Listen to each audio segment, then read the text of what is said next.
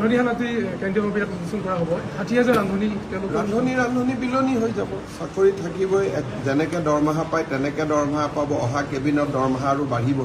কোনো ৰান্ধনী তাৰমানে চাকৰি নাযায় এটা কিন্তু প্ৰশ্নটো ক'ৰ পৰা আহিব যিসকলে এই প্ৰশ্নটো কৰি আছে সেই কেইগৰাকীৰ চাকৰিটো চেছ কৰি দিব লাগিব বেলেগক ভয় খুওৱাৰ অপৰাধত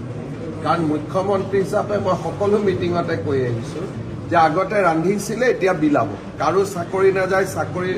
দৰমহাটো বাঢ়িব তথাপিতো কেইগৰাকী মানে কৈ থাকে যে চাকৰি যাব তাৰমানে তেওঁলোকৰ উদ্দেশ্যটো কি তাৰমানে তেওঁলোকৰ উদ্দেশ্যটো আন্দোলন কৰিব লাগে স্কুলত যাব নালাগে এইটোৱে হ'ব গতিকে টিভিত আমি সেই মহিলা কেইগৰাকীয়ে হওক বা ৰান্ধনী কেইগৰাকী হওক নামখিনি এতিয়া উলিয়াব দিছোঁ আৰু শিক্ষা বিভাগক আমি নটিচ দিব কৈছোঁ যে কি ভিত্তিত আপোনালোকে এনেকুৱা ষ্টেটমেণ্ট দি আছে মুখ্যমন্ত্ৰীয়ে মিটিঙে কৈ থকাৰ পিছতো যে কাৰো চাকৰি নাযায় বৰঞ্চ দৰমহা বাঢ়িব গতিকে তেওঁলোকক আমি ভিত্তিখিনি সুধিম আৰু ভিত্তিখিনি যদি ক'ব নোৱাৰে সেই কেইগৰাকী ৰান্ধনীৰ হয়তো চাকৰি যাব